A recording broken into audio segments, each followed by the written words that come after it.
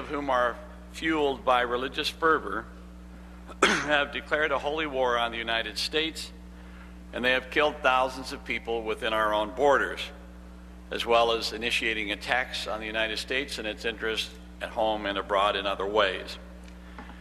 Since that same date, the country has wrestled with how to deal with alleged terrorists who are detained by military forces or other agents of the United States. And it is that topic that we will briefly touch on today. Because of the unusual nature of what happened on 9/11, a newly muscular executive branch and a strong response from the judiciary and to some degree from the legislature, we have a whole new climate in which to deal with these issues. And they continue. At this moment, the United States is still trying to decide where and how to try Khalid Sheikh Mohammed. They are debating whether the so-called Christmas shoe bomber on flight, whatever it was, from I think Northwest Airlines, should have been Mirandized, and whether a person who was 15 years of age when he was captured in Afghanistan should be tried before a military court. We're very fortunate to have a very distinguished panel of experts who will address some portion of these issues. As you can appreciate, this is a subject you could discuss for years, indeed many have, and it will go on. But I think that you will find that our panelists today will spark your interest and enlighten you in areas that perhaps you have never considered. Our chair today, our moderator, is Professor Jack Goldsmith, professor at Harvard Law School, and also previously the head of the Office of Legal Counsel in the Department of Justice. He is also, I understand, a former law clerk of Justice Kennedy, who's watching him carefully today. Judge Leonie Brinkema, who is a United States District Judge from the Eastern District of Virginia, who has presided over several terrorism trials, including one that will be discussed at some length today, and that is of Zacarias Moussaoui. Professor Elizabeth Hillman, professor of law at the Hastings School of Law at the University of California, who is an expert in military law and military tribunals, who will add a lot about that element of the problem. And then two gentlemen, Ed McMahon, who was the lead defense lawyer in the Moussaoui trial, and Rob Spencer, who was the AUSA in the same trial. We look forward to hearing from our distinguished panelists. They will each make brief presentations, have an interplay, and then we will have about 20 minutes for questions at the end. So I'll turn it over now to Professor Goldsmith.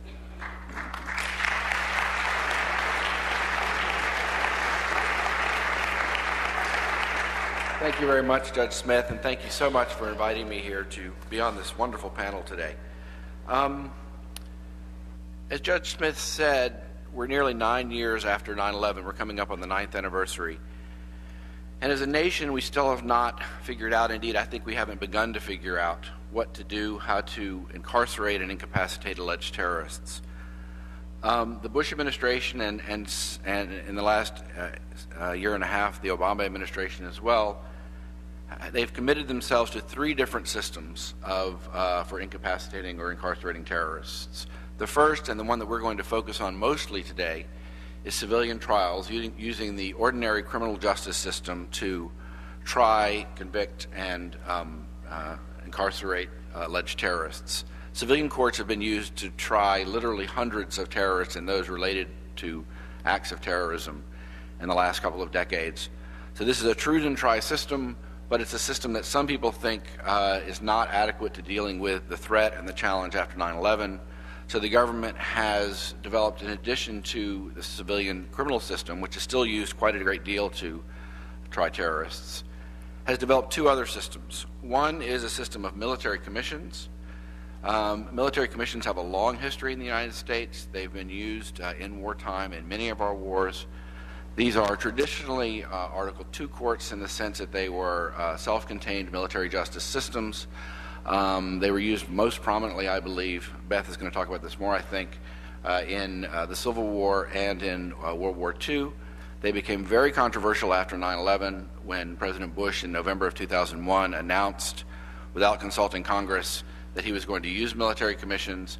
We've had a giant debate in this country in the last 8-9 years about their proper use, and Congress has twice weighed in 2000. The Supreme Court weighed in the spring of 2006 in a case called Hamdan, invalidating the original Bush military commission scheme as inconsistent with some congressional restrictions. Congress responded to that in the fall of 2006 in the Military Commissions Act of 2006 to basically codify military commission with some non-trivial changes to the Bush program and putting Congress's stamp on it. The Obama administration made additional adjustments that Congress ratified last year. So we now have Congress having twice weighed in on military commissions, but as a system, they haven't worked very well at all. They've had political problems, they've had legal problems. Nonetheless, that's another option that the Obama administration is using to deal with terrorists. And the third one, and the one that's been relied on most heavily, I believe, is military detention. And this too is a basis for incapacitating terrorists that has been used in prior wars. The idea here is, as Justice O'Connor explained in her plurality opinion in the Hamdi case in 2004, is that during wartime, a nation has the power to detain a member of the enemy armed forces and for the duration of the conflict, simply for the reason to incapacitate the person and keep the person from returning to the battlefield. And that is a power that traditionally extends to the end of the conflict. That traditional power has been used and has been approved by courts in various guises, but it raises all sorts of questions in this war because the conflict may last and likely will last indefinitely, because the members of the enemy in this war are harder to distinguish from innocent civilians, and so the ordinary processes for determining who's a member of the enemy armed forces are sometimes inadequate. In any event, all three of these systems, civilian trials, military commissions, and military detention, have been used by the government, and the government has basically engaged in what I think is fair to call an ad hoc or more or less ad hoc process of deciding which system to use in which circumstances. This was certainly the Bush administration's position, and as far as I can tell, it's the Obama administration's position as well. Assistant Attorney General David Criss gave a speech in the spring in which he basically said that the president should use every tool in his toolbox, and these are three different tools that would be used for different circumstances. So we're going to be focusing on this panel primarily on civilian trials, because our panel has expertise in that, because that's the sort of baseline against which these other systems are measured.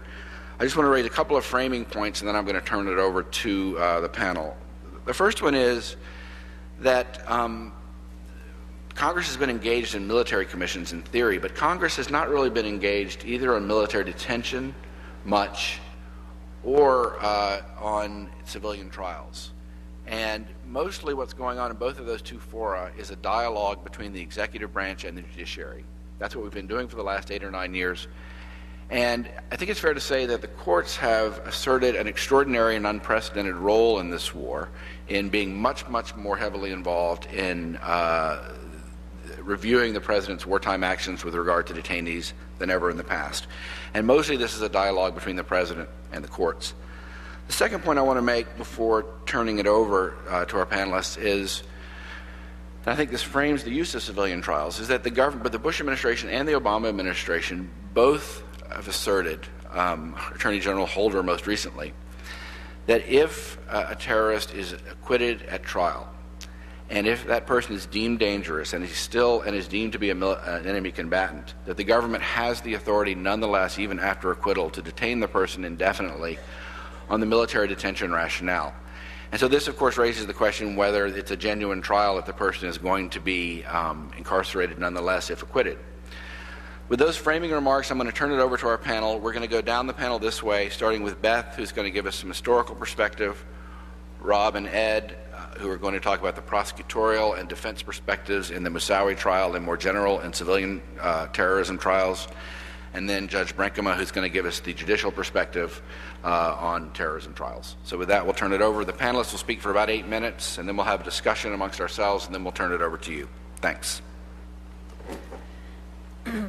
Like Jack, I'd like to thank Judge Smith and the conference committee that put this together. I'm surprised that we're here to talk about this, in part because it seems a long time that we've been hashing over these issues, and in part because my chosen field of study in American legal history, I did not expect to become more than a sort of niche issue in the study of American law as compared to the bombshell that it's become in recent years. When I started to write a dissertation about U.S. military justice 10 years ago, at best, military law was a sideshow in American legal history. It's not that anymore. It's now being integrated into the great narratives of American law, into the ebb and flow of constitutional interpretation, into the rise of federal authority and the nationalization of our law, the growth of rights jurisprudence, the balance of power among the branches of government. Now, military operations and the law of war has always been a part of those themes in American legal history. But today we recognize that in a different way because of the very issue we're talking about today, the question of what to do with a specific group of persons accused of crimes with these competing systems available to try them. So I don't have to belabor the point that military commissions are not new. We have many judicial opinions that actually do that quite elegantly for us. I don't have to say that military law and operations create difficult procedural issues that make us question the meaning of due process and how to parse the different categories of persons to whom we will offer varieties of due process. Instead, as one of the historians on the stage today at least, I'd like to give you some details from military commissions past to highlight the role that the law and politics have played in some of our prior instances of military commissions and threats to the nation that have precipitated new forums in which to try crimes against the state. I'd also like to remind you, before I close today, of the impact that the commissions have had on the U.S. legal system within our armed forces. There aren't any judge advocates on the panel today, and we don't have folks from within the military. But of all the groups within American law that the commission structure has affected, it's our judge advocates who are laboring in the trenches, trying to navigate these very confusing waters of what's happening with these military commissions. Jack mentioned that the two instances in our past that you know about, where we have most used military commissions, have been the Civil War and World War II. So let me just take a couple of instances to remind you of some of the high-profile cases during that time and talk about the details of those trials briefly. First, the Civil War. Lots of military commissions, military tribunals took place during this time, nearly 6,000 during the war, and Reconstruction. The authority to try persons before military commissions outlasted hostilities themselves. They also didn't only take place in the battlefield between Union and Confederate troops or in occupied territories. One of the most celebrated of the military commissions that took place, in fact, during the war, was on the frontier.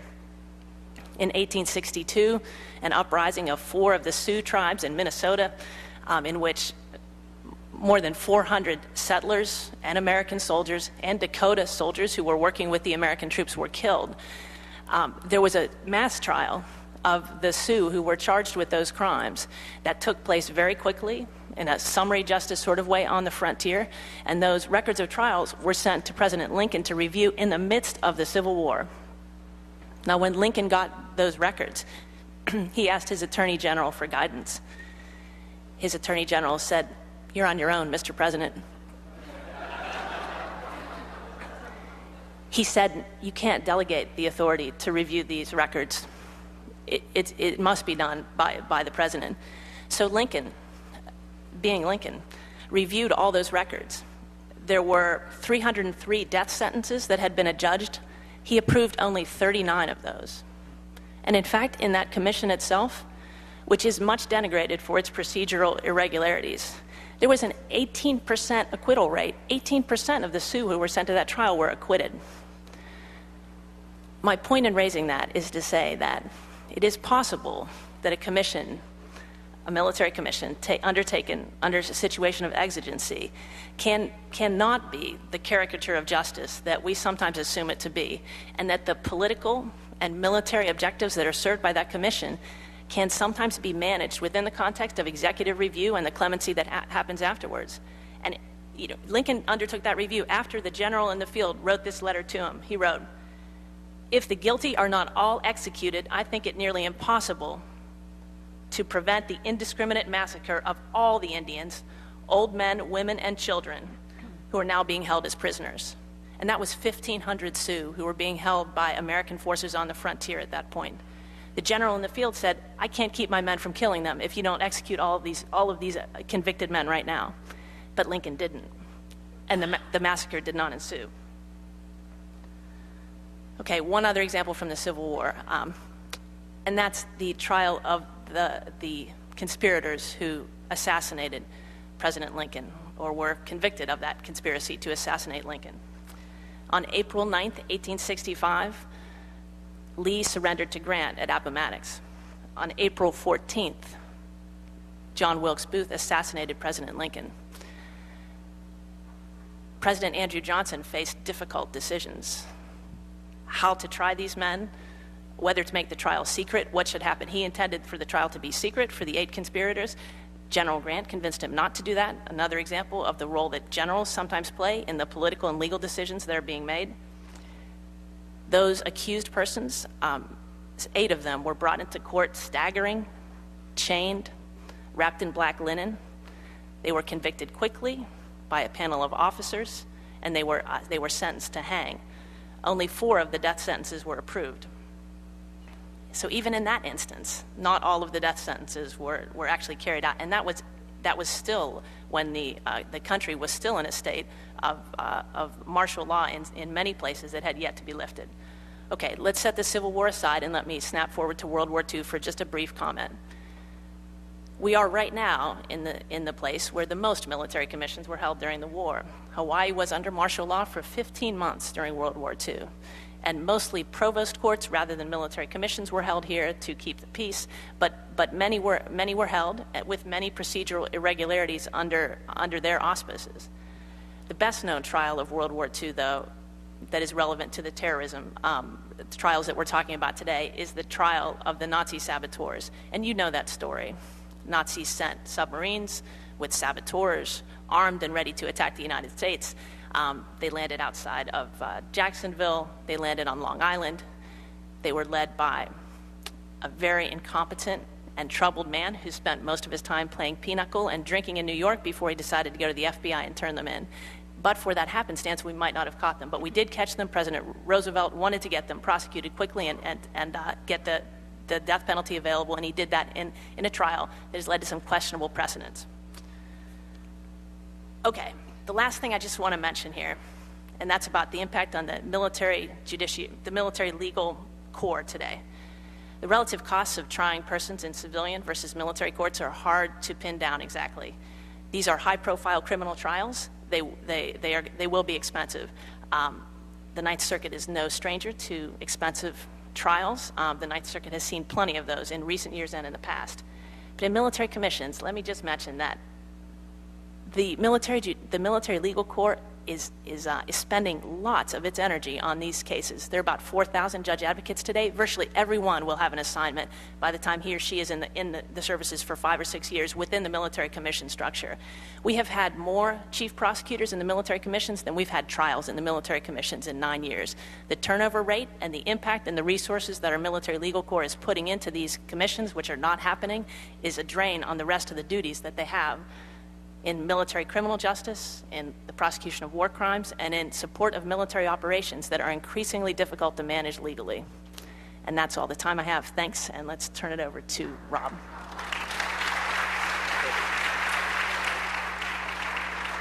Rob? Thank you, Professor Hillman. Let me go from the sublime to the practical, if I may. It reminds me of a story soon after we indicted Zacharias Moussaoui in December 2001 in Alexandria.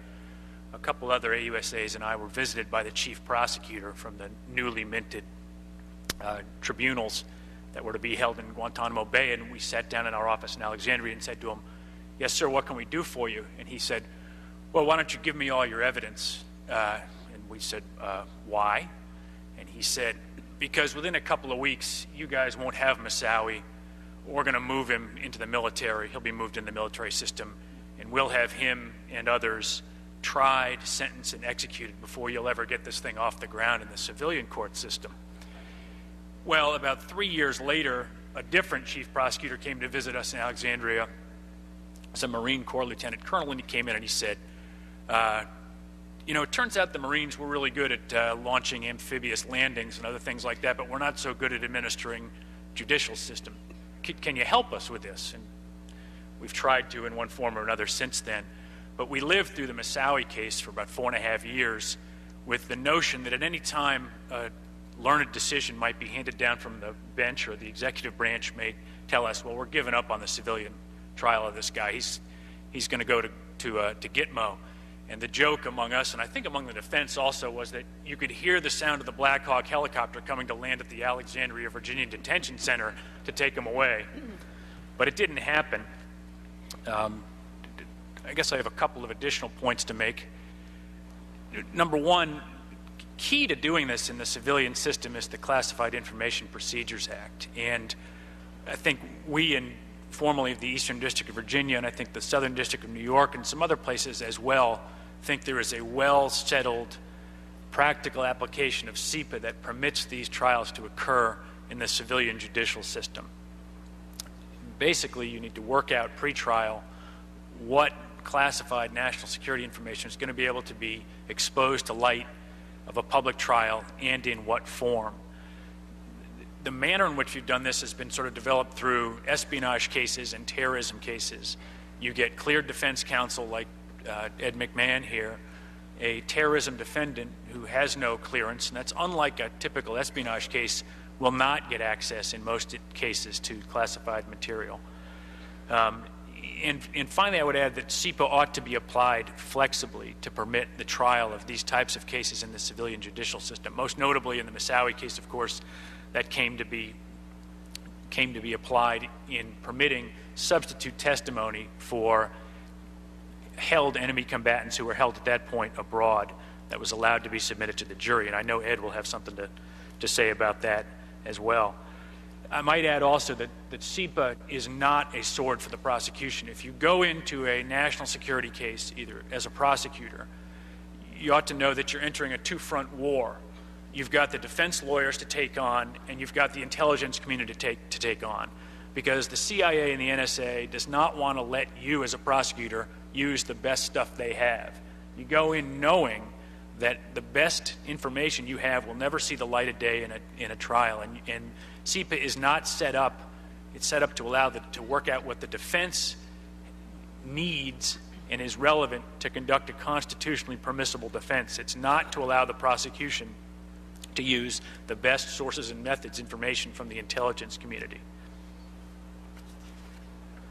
I would also add that I told Professor Goldsmith that I would raise this today, is that my view is that let's put aside for 1 second talking about KSM and Ramzi bin al-Shibh and Mustafa Ahmed al-Hassawi and some of the bigger 9/11 conspirators, and talk about the more run-of-the-mill terrorism case that's prosecuted in the Article 3 courts.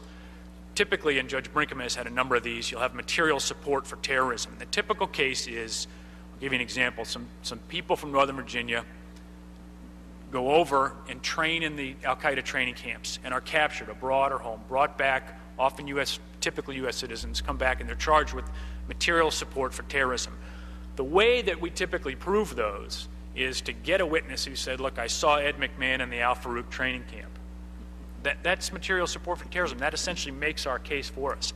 But sometimes those cooperating witnesses are held by foreign governments, and they're not going to let that flipped al-Qaeda person come to, for instance, Sacramento and testify.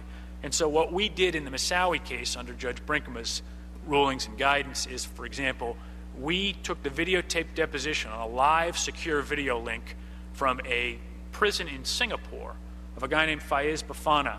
The defense lawyers were there, the prosecutors were there. Moussaoui confronted Faiz Bafana via a live encrypted two-way video link, and we played the recording of that for the jury in the death penalty sentencing hearing in Virginia. Now, that is a flexibly applied view of the Confrontation Clause, and some justices and some courts across the country don't hold that view. But in my view, that type of evidence is necessary if we're going to try sort of run-of-the-mill terrorism cases in the Article III courts.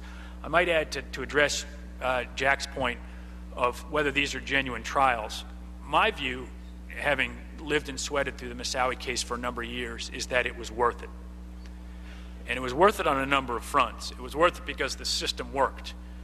And I think Judge Brinkman may touch on this. Even Moussaoui himself admitted that the system worked. We got a look at him. He spoke publicly. We got a view of how he reveled in the misery and horror that he created in America, helped create. And we got a view of what motivated this person and what we are up against. It also provided a venue for some catharsis for victims to come in and testify. And above all, I think we showed that we could do it. And that's my final point. Thank you very much.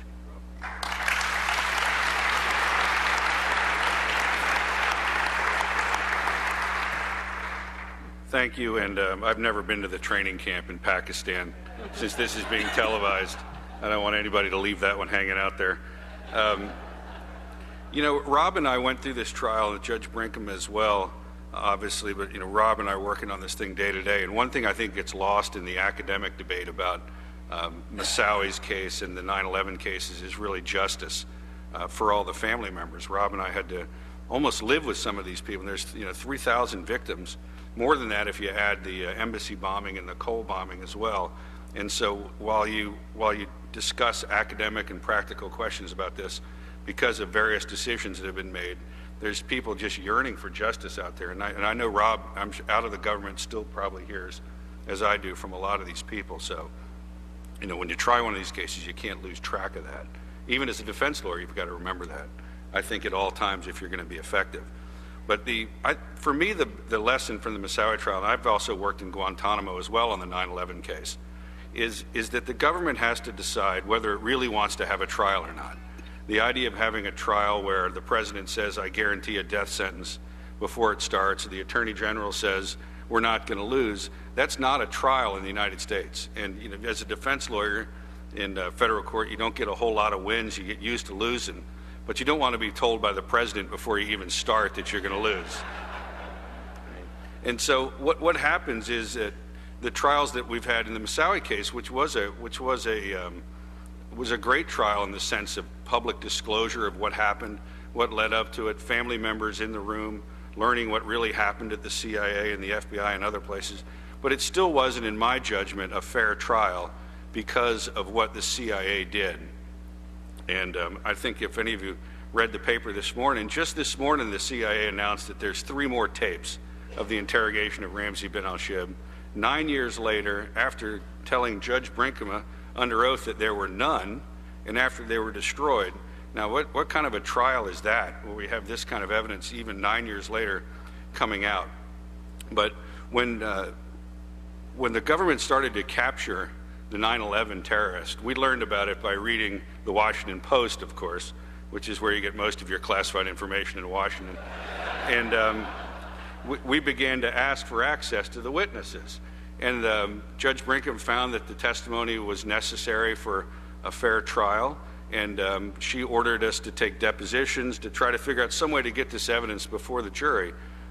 The Fourth Circuit reversed after Judge Brinkman struck the death penalty, and based upon representation, I've never seen the affidavits. By the way, I know that Rob didn't draft these affidavits. I've never accused him of being involved in this. But the Fourth Circuit issued an opinion based upon, and of course we asked, how are these witnesses being interrogated?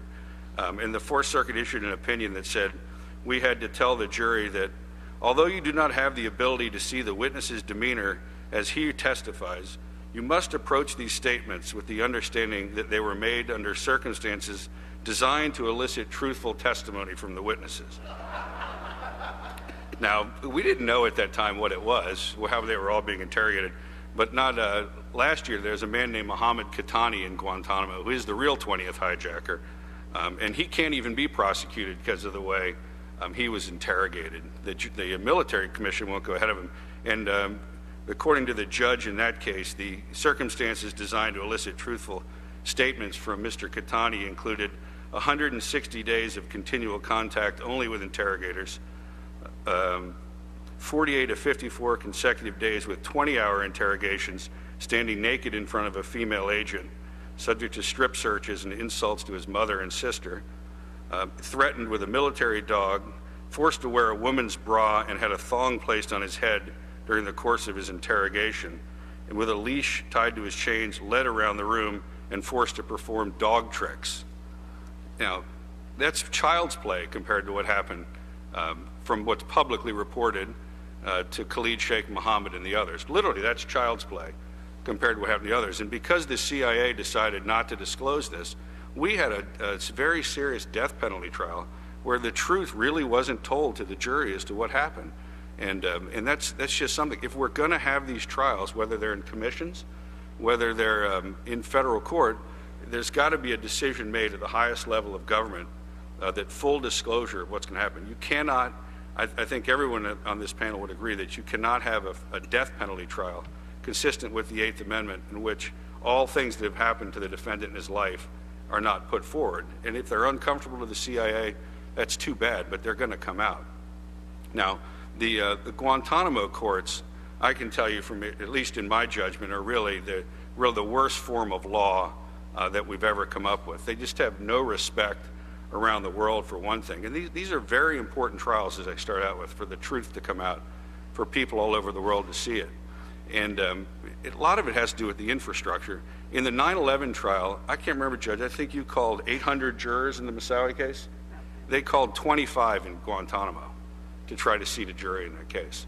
They have, I don't think the JAG Corps has a single death-qualified lawyer. If there is one, I don't know who it is. And that the new fix from the Obama administration is to require the presence of death penalty lawyers in the Guantanamo trials. And the same statute prohibits payment of non-JAG lawyers to perform the services.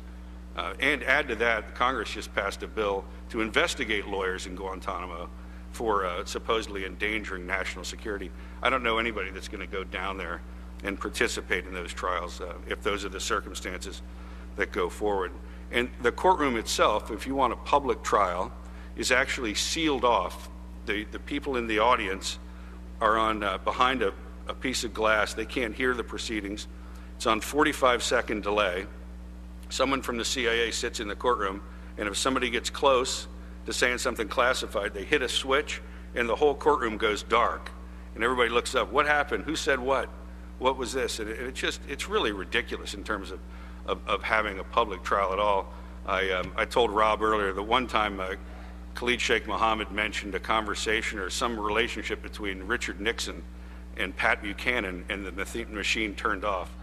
And all of us were shocked to know what that was, but it turned out that the agent had just sat on the button is what it was.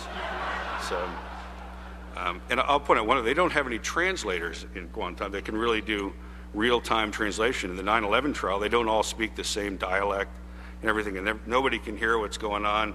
You've got Khalid Sheikh Mohammed, who speaks 5 languages, correcting the interpreters. No, stop, nope. You know, it's just a farce in terms of how Judge Brinkman and any of you judges would run a trial like that. You wouldn't start the day in court without a translator. You wouldn't just leave it up to chance. And I think I've reached the end of my time. And I also wanted to say one last thing, that Rob and I did have to come all the way to Hawaii to speak before Judge Brinkman once in our lives.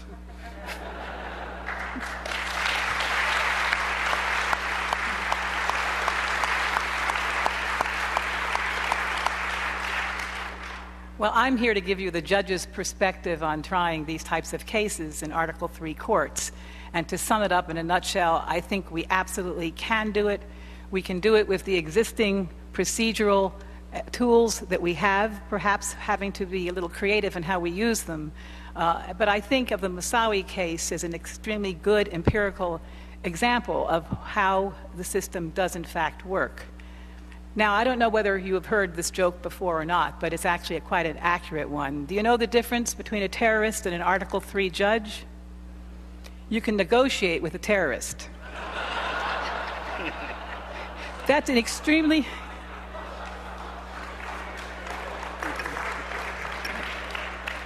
I say that because those of you colleagues, judicial colleagues who get cases like this, need to remember that. There's an incredible amount of control that we have as Article III judges, and often you have to use it in these cases. I want to just quickly tick off the key structural elements of the Moussaoui case, which I think would represent the ultimate perfect case. Perfect being complete, as in The Perfect Storm, those of you who have read the book or seen the movie. In that book, you know, two massive storms came together and formed one colossal perfect storm. And in a case like Moussaoui and KSM, if he were ever to be prosecuted, and his colleagues, if he were ever to be prosecuted in Article III court, you'd have another sort of perfect case. Because the Moussaoui case involved aspects which, for anybody who's been a trial judge or a trial lawyer, you know are going to greatly increase the complexity and challenges of that case. You have a pro se defendant who is extremely hostile to the government and doesn't trust anybody. In the Moussaoui case, and he was allowed to go pro se for a while, ultimately it was withdrawn, his status was withdrawn, but it became so strange that it was not uncommon for Moussaoui to file a pro se pleading in which Rob Spencer and the prosecutors would agree, and standby defense counsel would write the opposition. Now, how many times have you seen the prosecution aligned with the defendant and defense counsel being the opponent? But those things happened in that case, in part because Moussaoui so distrusted the system that he was convinced that his counsel were there to guarantee that he be convicted and sentenced to death. It was a death penalty case. Now, most terrorism cases in this country are not death eligible, but any judge who's tried a death case knows that by their very nature, they're extremely complicated. They have totally different rules about the number of jurors, the number of peremptories. They have to be tried in various stages, so it's a much more complicated case. In addition, as Rob mentioned, there's frequently, and there was certainly in the Moussaoui case, classified information. Now, the really strange thing that happened in Moussaoui is that what was classified was not the traditional issue that comes up in national security cases. CSPA, which is the Classified Information Procedures Act, which was referenced by Rob, was modeled on a concept of espionage cases, where you had somebody who had a clearance, worked at the Pentagon or the CIA, and was leaking or giving out government secrets, documents. That's been the traditional model. In the Moussaoui case, the classified information became human beings. That is, when KSM and the others were arrested, and as Ed said, we all knew about it from the front pages of the Washington Post. At that time, the United States government was not officially acknowledging that they had these people in their custody. Now, we would have Moussaoui, who read the paper, say, I want to hear from KSM. He will tell you what my role or non-role was in September 11th, and this is a very important issue in a capital case because the role the defendant plays in the crime is critical to whether or not he is death eligible. So Moussaoui knew the names of these people. Moussaoui had read in the Post they'd been arrested. He wanted access to them. The government wouldn't even let us sometimes use their names of these people, and they would black out the name. You know, the defendant requested access to, and you see a black 2 inches in the pleading, because that was so classified. It became very strange how you balance that kind of classification. And what I did in that case is I took the CSPA statute and tried to carve out a way of balancing, which we could talk about in individual questions maybe down the road. But anyway, anytime you have classified information in a case, it greatly increases its complexity. But again, trial judges all over the country have dealt with CSPA matters, have dealt with death cases, have dealt with hostile defendants who are pro se. Because of the nature of terrorism cases, there will be extraordinary security concerns. And in the Moussaoui case, it wasn't just the external security, keep the building safe from attack, also keep the building safe from victims who might have very strong views about the case and want to attack Mr. Moussaoui or otherwise disrupt the proceedings.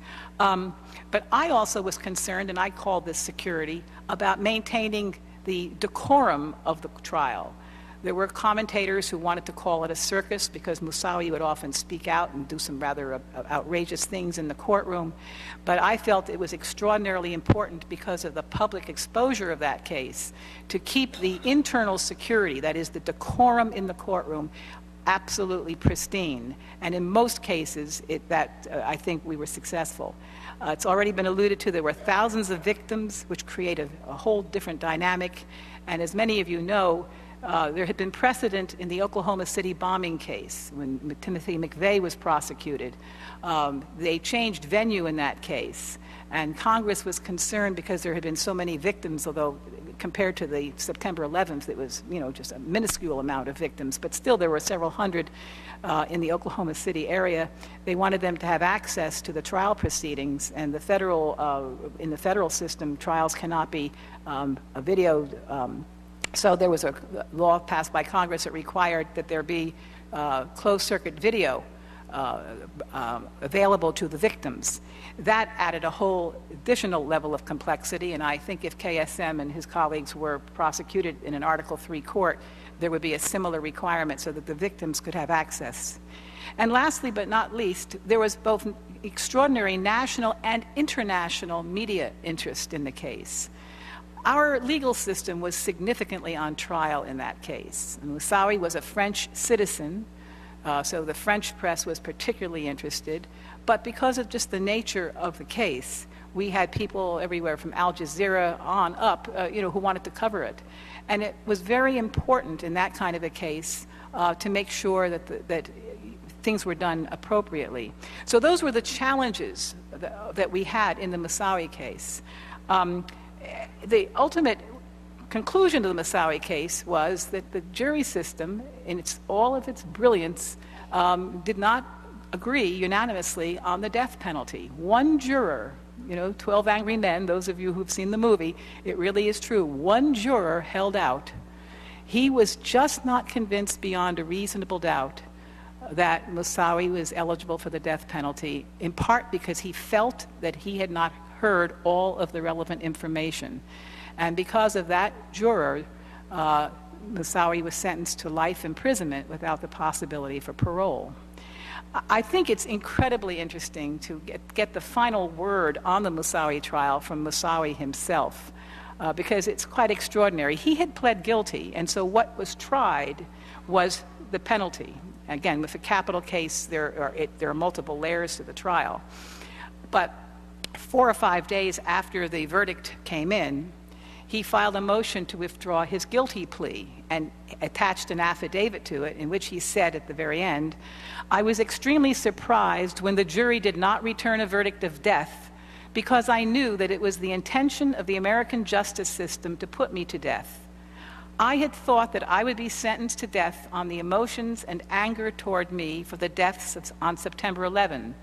But after reviewing the jury verdict and reading how the jurors set aside their emotions and disgust for me and focused on the law and evidence that was presented during the trial, I came to understand that the jury process was more complex than I assumed, because I now see that it is possible that I can receive a fair trial even with Americans as jurors, and that I have the opportunity to prove that I did not have any knowledge of and was not a member of the plot to hijack planes and crash them into buildings on September 11, 2001. I wish to withdraw my guilty plea and ask the court for a new trial to prove my innocence of the September 11 plot." And it was signed, as he always did, Slave of Allah, a.k.a. Zacharias ibn Omar Moussaoui al-Sahrawi. And that was his view of the trial. Thank you.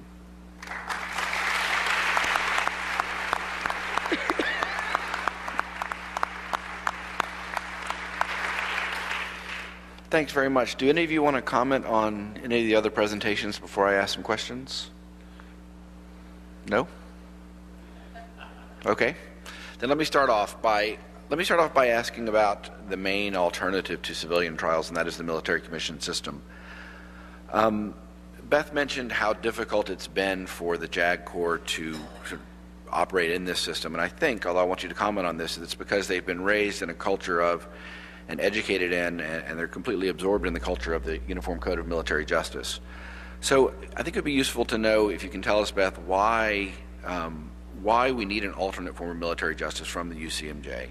What's the perceived need, whether UCMJ trials could be used for terrorist cases. And then, Ed, I'm wondering if you think, you've been very critical of military commissions, whether you think that the UCMJ process would be a good alternative.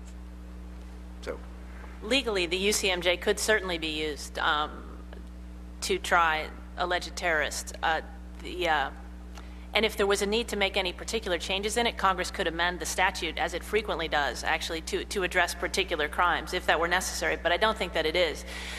To me, the reason that I think the commissions have been such a hardship for judge advocates is not only were the senior leaders of the Judge Advocate General's Corps not consulted in the initial versions of military commissions, but the tried and true, the common law, developed over time, statutorily driven, precedent-heavy military justice system, in effect, since the UCMJ was adopted by Congress in 1950 and went into effect in 1951 in the midst of a war in Korea. All that time we've had and built a military justice system that was chucked as a possible solution to this issue of how to try these persons. And judge advocates have experience in that system and are familiar with it, and it is heavily civilianized. The civilianization of military law, of military criminal justice, has been a major trend in the post-World War II period, not only with the UCMJ, but with subsequent reforms in military law since then.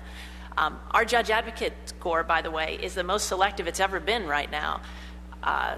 We had, I think the Army had, the Navy, the Army has the biggest corps of judge advocates, about 1,700. The Navy's is the smallest.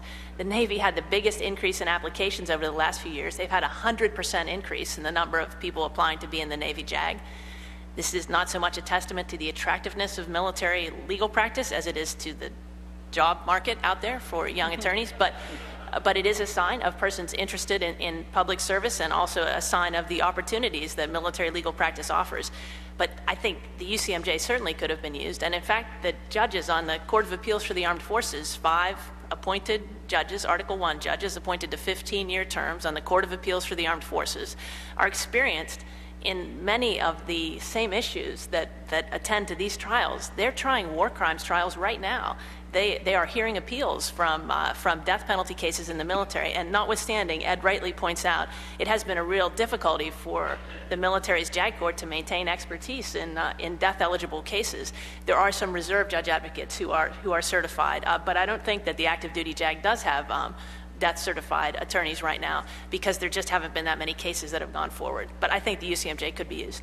But I've had several of the military folks call me and consult about how I tried Moussaoui, and I was shocked at some of the things that we have as Article III judges available to us that they don't. For example, if you have an unruly defendant, and Moussaoui at times would want to stand up and yell and speak inappropriately. And again, my concern about controlling him in the courtroom, we used a stun belt on him whenever he was in court. I never have had a defendant shackled, but I think you have to have a way of controlling a defendant who is potentially going to be uncontrollable. And I have found, I've used it 2 or 3 times in difficult cases, and it works beautifully. It's basically a belt, like a small girdle that's put around the waist. It's under the clothing, so it can't be seen. The person is shown a little video by the marshals about what happens if the buzzer is pressed. They get a shock. And quite frankly, when you get that shock, you can lose control of your bodily functions. I mean, you can be embarrassed. And most of the terrorists and serious criminals I've dealt with do have a certain sense of dignity. And the last thing you want in a public courtroom is to be, on the ground, moving around and perhaps, soiling yourself. And once I've had that belt put on a defendant, I've never had a problem with them. They were amazed that we could do this. And I think Ed's had that experience, right? That when he's been down in Guantanamo, he tells me that there are almost no restraints at all on these people. Is that right? Yeah, there's no, in the 9/11 case, there was no restraints whatsoever.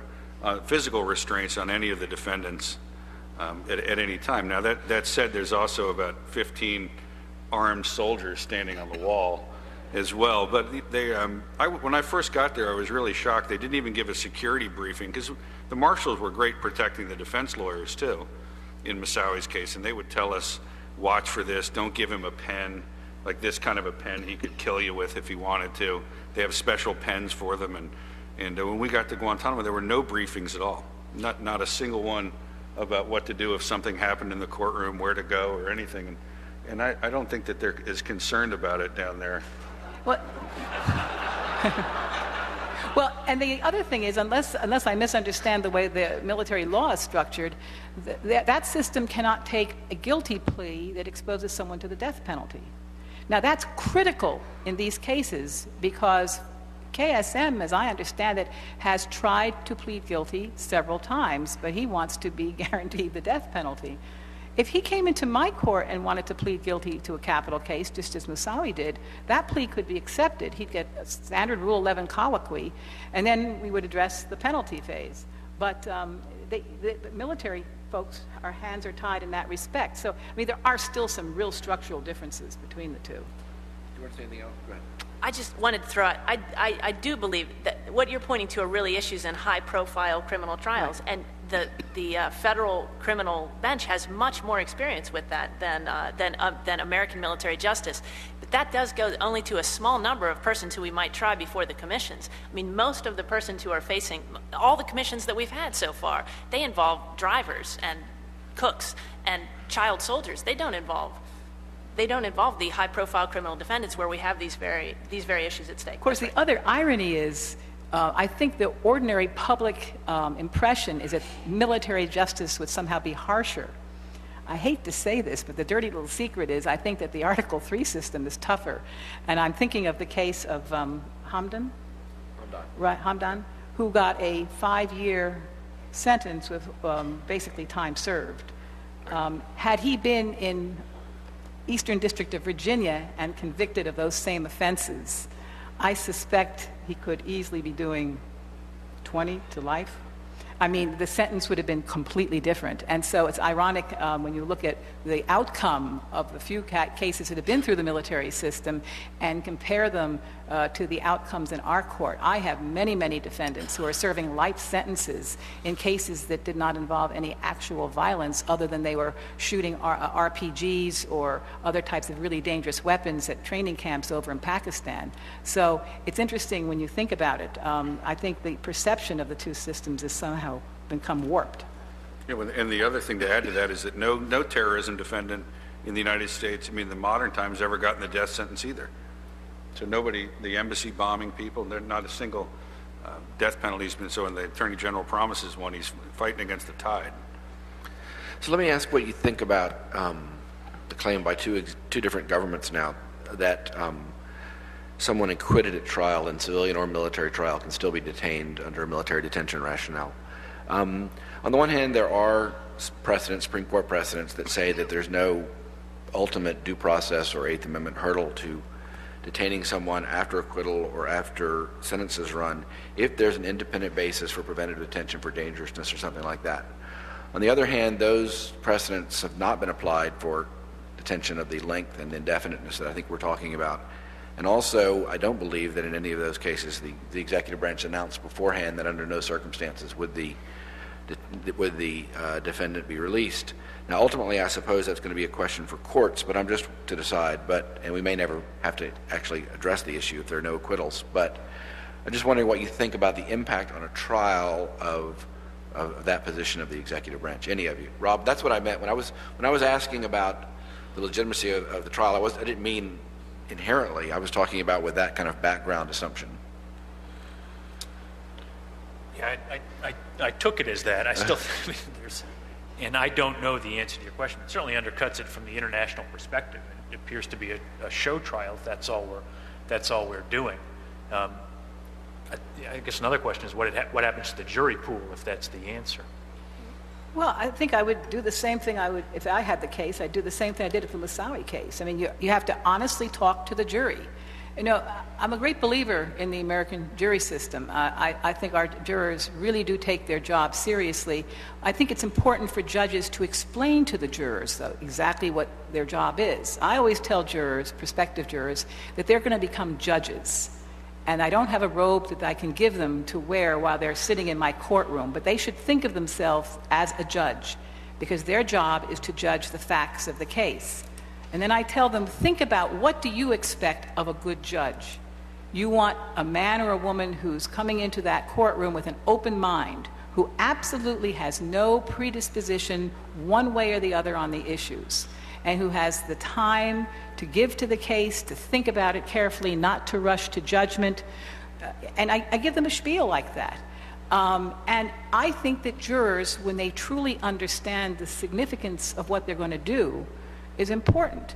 And if I had that case, I might even say, many of you may have read that everyone expects a certain outcome in this case. Regardless of what you've seen in the media, you are the judges, and you're going to decide this case. Can you do that? And jurors, Americans rise to that kind of a challenge. I think it's important. The trial judge has to set that tone. That's why, again, I always go back to that business about Article III judges. We really are very powerful. And we can't be afraid to use that power. You really have to be authoritarian in that courtroom. And you have to be a little bit of a teacher, too, because most jurors really are coming into your courtroom having watched things on television or in the movies. It's still not the real thing. And it's really important to take them step by step through the process, especially in important cases. The other thing I always tell jurors is, I refer to Hamlet, and I say, during the course of a trial, even a capital case, there may be moments when something happens that's funny and we laugh, and it happened in the Moussaoui case. I mean, it's a human enterprise, a trial. And I tell the jurors, remember, in Hamlet, there is comic relief, the greatest tragedy of the English language. There's comic relief. It doesn't mean the whole play isn't a tragedy. It just means this is a human enterprise where sometimes people laugh.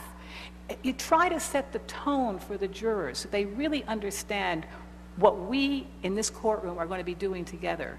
And so I think even if the president thinks the outcome is a done deal, it isn't if we set the right tone in the courtroom.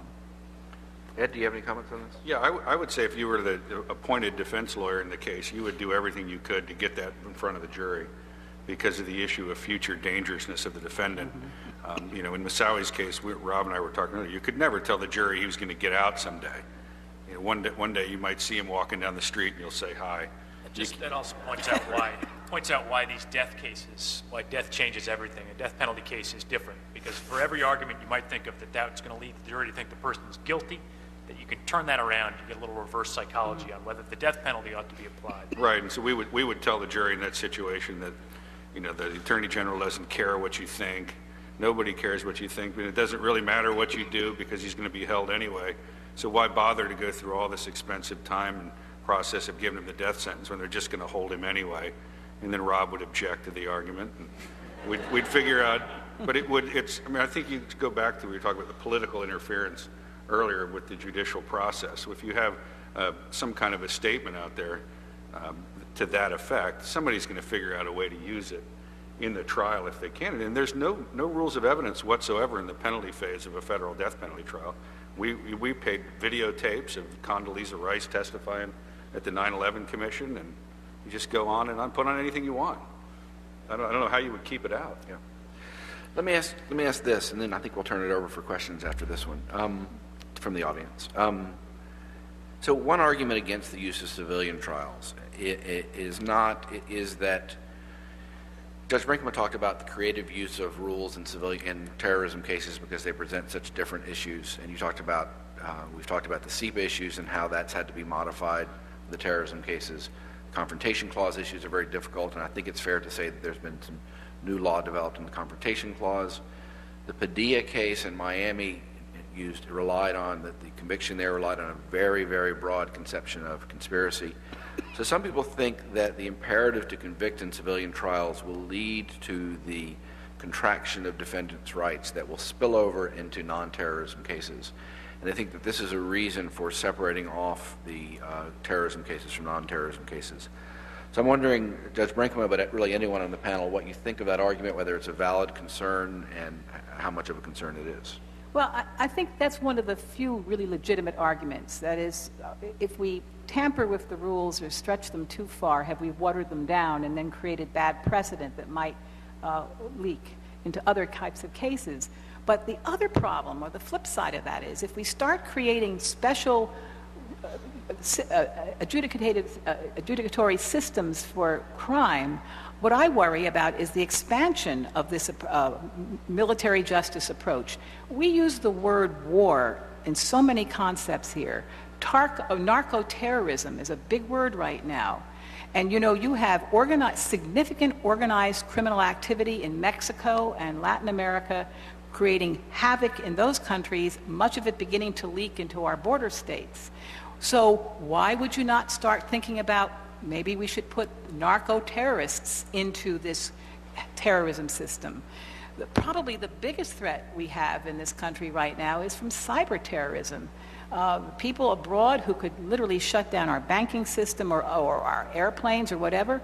A very, very potentially serious area of criminal activity, organized criminal activity, much of it coming perhaps from abroad.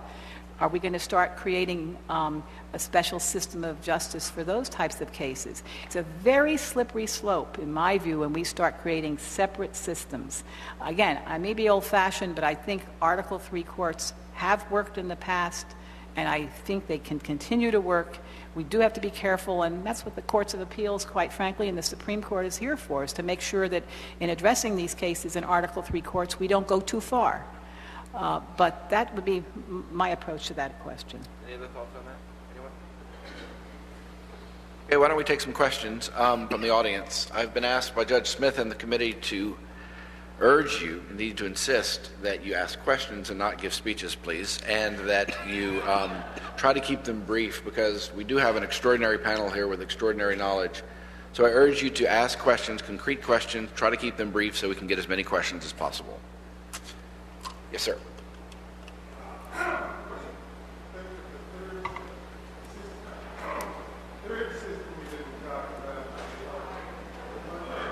Is there a microphone? Sorry.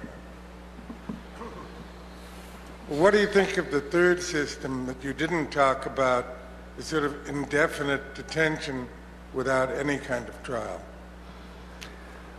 I have views on that, but does anyone on the panel want to speak to that? Well, I could say that if you were appointed to represent somebody in a death penalty trial, and Rob called me and said, I'm going to hold this guy forever and not try to execute him, I'd say thank you. And that would be the end of the case. And that would be your ethical obligation as a defense lawyer, would be to say that where you really, all these cases are about the sentence, whether it's life or death. And so, that's an ethical answer to your question instead of a legal one.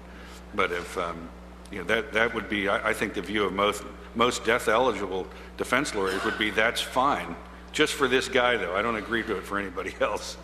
So, I mean, there may be a different legal answer to it than that. So I'll give you briefly, since I'm a moderator and not a panelist, what I think the justification is for the third model, military detention.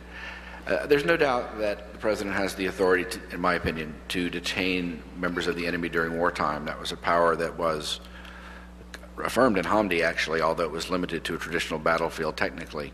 But many lower courts have now held that the authorization to use military force triggers the president's powers to detain until the end of the conflict. The problem, so that by itself should be uncontroversial, I think. The problems are, and there are many, and I'll be brief, are one, that the end of the conflict here is literally indefinite, and two, that there's a heightened possibility of mistaken determinations in this conflict than in past conflicts. And when you combine those two principles, that means that there's a heightened possibility of putting someone away indefinitely by mistake. And for that reason, in my opinion, the traditional power remains, and as I say, many courts have held this, but we have to develop much different, much more heightened procedures to ensure, to minimize the possibility of mistake. And frankly, that's what we've been moving towards. We've been moving towards a system for the last 8 years through judicial, Congress has been involved a bit, but mostly through judicial development, of insisting on higher and higher showings by the government to prove that the person actually is an enemy combatant. And whether we've reached the right level or not, I don't know, and the Supreme Court hasn't weighed in on that yet. But that's the basic justification and rationale for military detention. Other questions? Hi, I'm the U.S. Attorney from Oregon, and my question is this. The Justice Department has been very effective. I think that thinking about these just as death-eligible cases is wrong. It's all these little cases that happen that are harder nuts to crack in some ways. And we've been very effective. We've incarcerated or incapacitated some 400 people since September 11th and developed sources and prevented plots. So my question in the civilian system, my question is this: if you're going to create this alternative system, how do you sort who goes into that alternative system in a way that doesn't undercut the effectiveness that the civilian systems had in those ways, and that doesn't cast doubt upon the fact of the credibility of either system? So, like, whether you're just sending the hard cases over there. I guess it's mainly for Jack and Ed and Professor Hillman. Anyone want to address that? Well, I'll address it briefly. I mean, I'm a believer in the use the tools in your toolbox approach.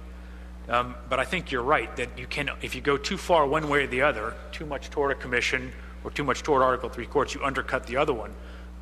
I told a story after when the military chief prosecutor came to see me and said, we're going to get Ms. Howie and everybody else in the military commission, and the power very much was toward that's the way we're going to treat all terrorists. And now it's swung way back in the other direction. You know, I think I share the views of Judge Brinkman here that that's where it belongs, but I think we've still got to retain one of the other two systems to deal with the KSMs of the world. I think this is a big problem, the kind of whether we can develop principal criteria to send different alleged terrorists into different systems. I don't think the government has a great answer to that yet. It does have the appearance of, to say, lack of principle. You have some of the most serious terrorists getting much more process and getting much more process before they're incapacitated than some of the lower level terrorists who get less process to be detained in the military detention system. And so I think it does threaten to have the appearance of unfairness, but again, the government has these legitimate tools. It has the very hard task of trying to incapacitate the terrorists, and it has so far successfully, two governments now argued that there hasn't been any challenges, I think, to the use of the different systems for different alleged terrorists. And I don't see an alternative to it for reasons Rob said going forward. Did you want to? I'll just add briefly. To me, this is a part of what Judge Brinkman was pointing out when she mentioned the different categories of terrorists and alleged criminals that might be tried in different systems. I think the military commission system today shows us how incredibly difficult it is to build this system from scratch, and the risks associated with that, the costs, the resources, and the unjust outcomes that can result. I'd also just point out that I think in our past, Jack mentioned that we seem to have maybe a lack of principle or just a system of ad hoc decisions about where we'll try different persons right now. I think that that's long been the case with the use of commissions, that it has been relatively ad hoc. They've been decisions thrust upon political leaders faced with disciplinary challenges within occupied areas and also faced with real threats to the nation. I think that military commissions don't serve, their ends do not overlap precisely with the ends of federal criminal trials. They have different goals. I think one of the things we see as we study military commissions with more perspective historically is that they've been used as a substitute for force as much as they've been used as a truth-seeking, retributive justice sort of measure. So I think that the commissions are a different thing, as well as being a potential substitute. And I don't think any of us are saying we think it's an especially appealing potential substitute. Other thoughts? Other questions? Yes, sir. Could I ask you to, we have microphones on each side. If you want to ask a question, try to approach the microphone, please. Real quick question. What would taking away the death penalty from all this do to the mix of the choices? Very good question. Well, depending on specific cases, in the 9/11 cases, if the death penalty was off the table, the cases would be over because the defendants would have pled guilty, been sentenced to life, and the issues of how they were interrogated and what happened to them, where they were, what they said, everything would be completely out the window. And the death penalty, it's not all these cases are death penalty cases, but and in the Moussaoui case, I'm sure Judge Brinkman, and she's already said that it was extraordinarily difficult to deal with it because it was a death penalty case. But death is different, and the rules that apply to it are completely different. As I was saying before, the military justice system and especially the commission system doesn't have the experience. They don't have the Eighth Amendment jurisprudence, And those sentences, if you try in a military commission, I think, and get a death sentence, those guys could sit there for years while those cases got appealed all the way up to the Supreme Court, backwards and forwards. And so the trade-off really in terms of national security, for the decision to try to seek the death penalty is extraordinary in these cases, what secrets are really on the line if that's what the government seeks. But every death penalty case, every federal death penalty case is very, very different from one when there's no death on the table. So, Judge Brinkman, do you have anything to add to that? I think Ed said the whole thing. Other questions? Yes, could I ask you to come to the microphone? Thank you.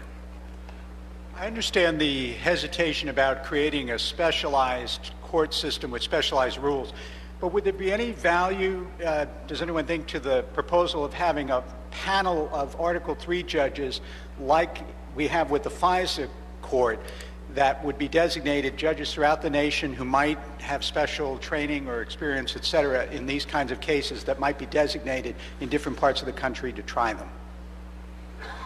Well, the reality of it is that that's happening right now in the sense that these terrorism cases are being filed in almost every district. When Walker Lind and Moussaoui came into the Eastern District of Virginia, I think they were the first two post-September 11th cases that were brought. It looked for a while as though Virginia was going to become one of the sort of specialized terrorism courts. But I've been very pleased to see it spread around. I mean, you had the... Richard Reed was in Boston, Jose Padilla was tried in Miami. And the reality of it is now there's a significant body, a really significant body of Article 3 judges who have had experience with terrorism cases. The Federal Judicial Center has now phenomenal materials available to any Article 3 judge, including sample jury forms, verdict forms, all kinds of standing orders to help. So the answer is I don't think you need a specialized bench. I think any competent Article 3 judge can handle these cases. The materials are out there, and as I said, the experience is out there now.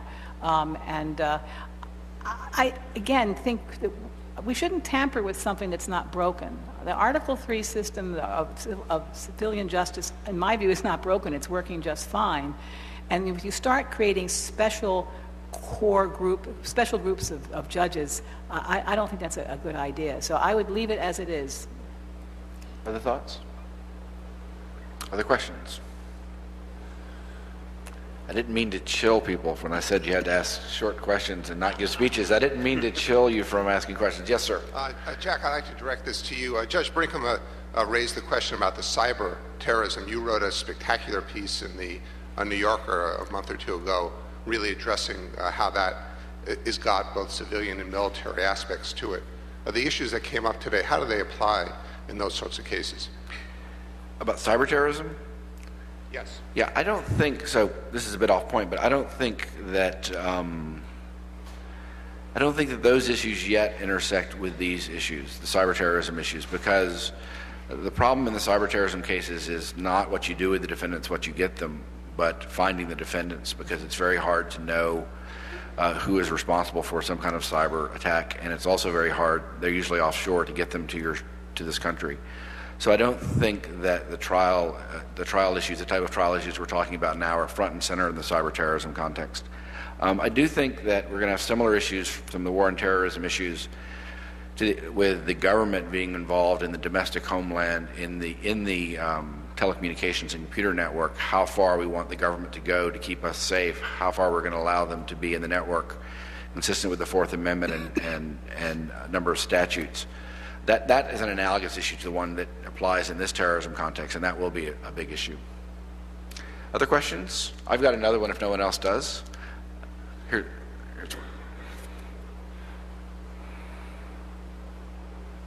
You have a question?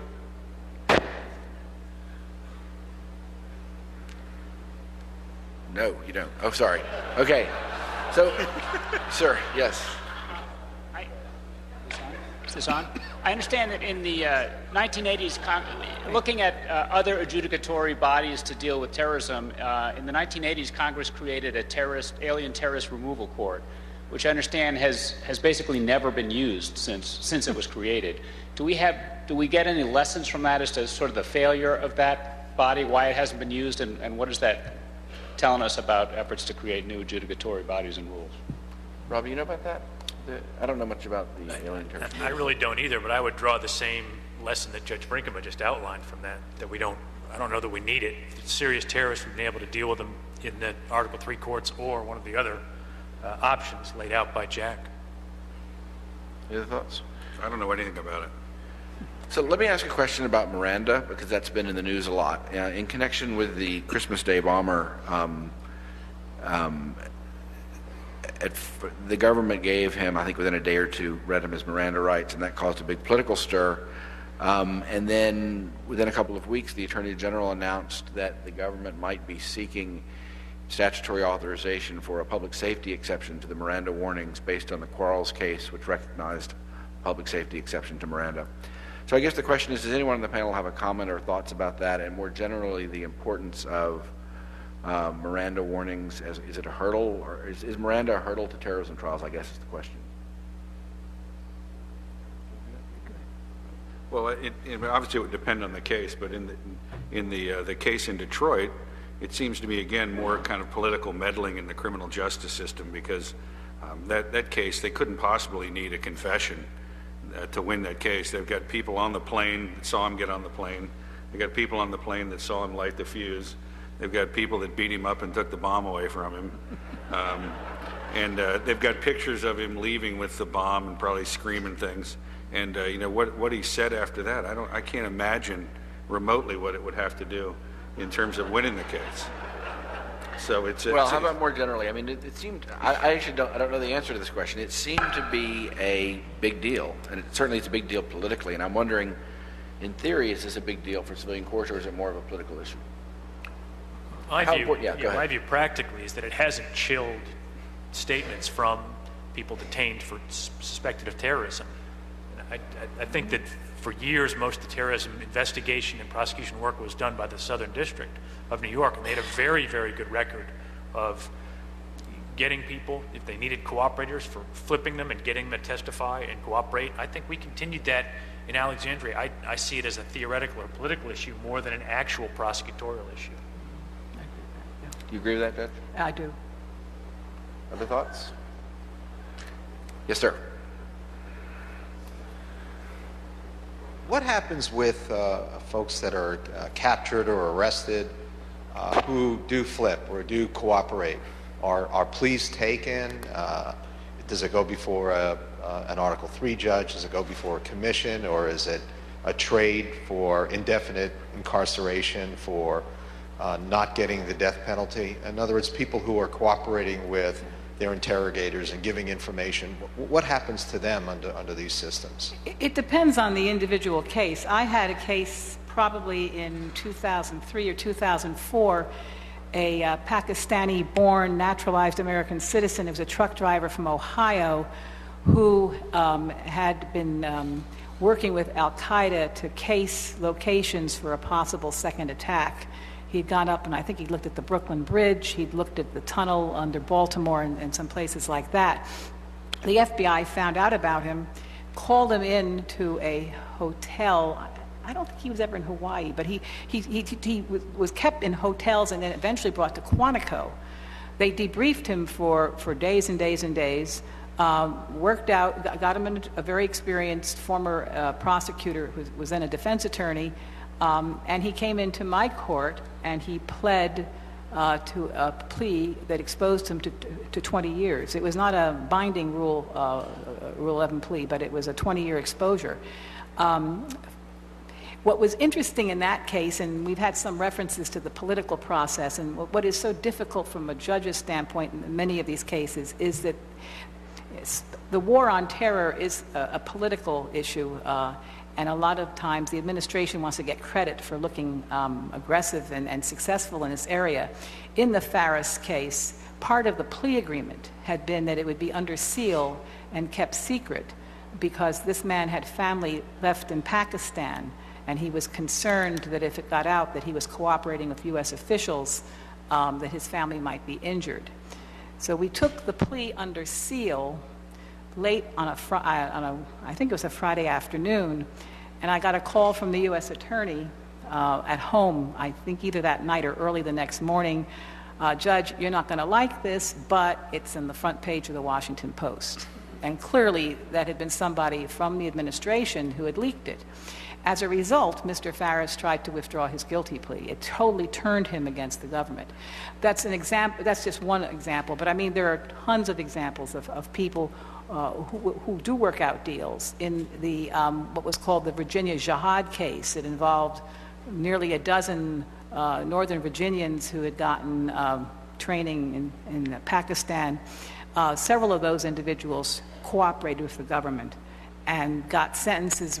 They all pled guilty to something, but between their cooperation and the lesser charges to which they pled, their sentences range from just a couple of years to maybe 10, whereas the people who went to trial and who were convicted, some were acquitted, but those who were convicted got much more serious sentences. So it's not at all uncommon, as in any other criminal enterprise, so you're dealing with an MS-13 gang case or any other kind of conspiratorial case, for the law enforcement people and the prosecutors to cut deals, hopefully with the lesser involved, to get their cooperation and then make the case against the more serious ones. In my experience, terrorism cases are no different than any other criminal case. Yeah, there's also an example of from the embassy bombings case in the Southern District of New York, that they had at one point a pretty high-level Al-Qaeda guy who turned and was testified and was put into the witness security program, pled guilty, but actually went into WITSEC afterwards.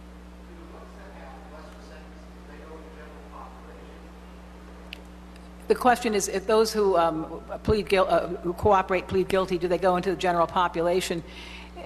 It depends. I mean, a lot of defendants who are charged with terrorism charges often will have a SAM, a special administrative measure, placed on them by the Marshal Service, and that can carry over into the Bureau of Prisons.